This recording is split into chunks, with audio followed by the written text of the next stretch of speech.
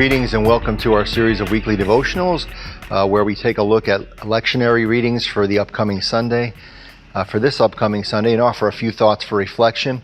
And this week I'm going to look kind of at all the readings for this particular upcoming Sunday and offer some thoughts for reflection on each of them. And the first I'm going to begin with is a passage in the book of the prophet Isaiah, last chapter of the book, chapter 65.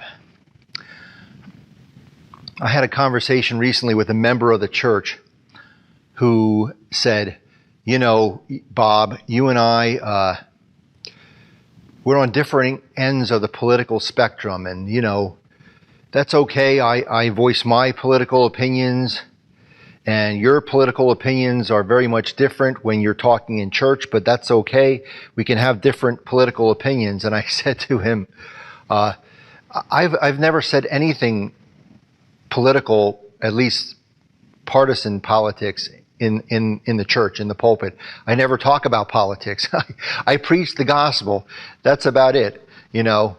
But if caring about something greater than ourselves, caring for the poor, things like that, if that's political, so be it.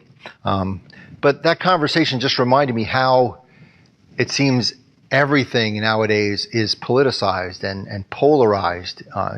It's hard to even talk about things that I think are just sort of the gospel values or following Jesus without being accused of taking political stands. And that's just kind of the society we live in. There's so much divisiveness. It's, you know, you're either us or them.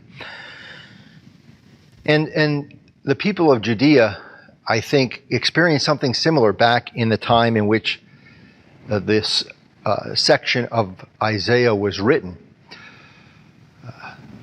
The people of Judah had been taken away in exile in Babylon. And for a couple of generations, they had been gone, all of the leaders of Judah.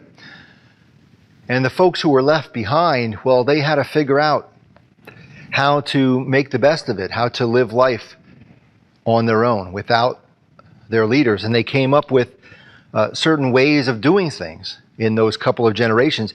And then, as fate would have it, the leaders of Judah that had been exiled returned. And of course, they had their own way of wanting to do things as well, which sort of conflicted with the folks who had stayed. And they found that they experienced a lot of divisiveness, a lot of building up of walls between them, disagreements and conflict.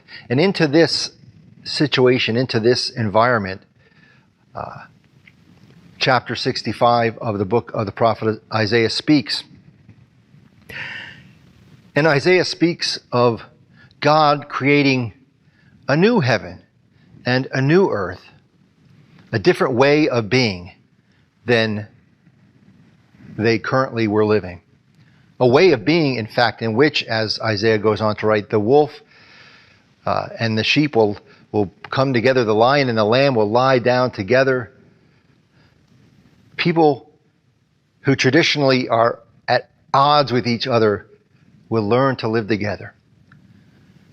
And how is this way of life created? Well, I believe that God calls us to living this kind of life and creating this kind of life through empathy for one another. The only way truly, I think, that we can learn to sort of overcome our polarization, divisiveness, is to be able to try and listen and understand and empathize with those who we disagree with. And I've always felt that the church is made for this kind of conversation, for these kinds of dialogues. The church needs to be a place where people can come together in love and disagree, perhaps, but at least be willing to listen and try and understand each other. I believe that's the kind of living, the kind of life, the kind of community that God indeed envisioned for the people of Judah, lo, those many years ago, and certainly envisions for us. I remember a favorite quote of mine from sociologist Brene Brown, who said, "It's really hard to hate people up close." You know, it's easy to hate people anonymously as vague ideas. But when we actually get to know one another, perhaps we might find we have more in common than we think. Amen.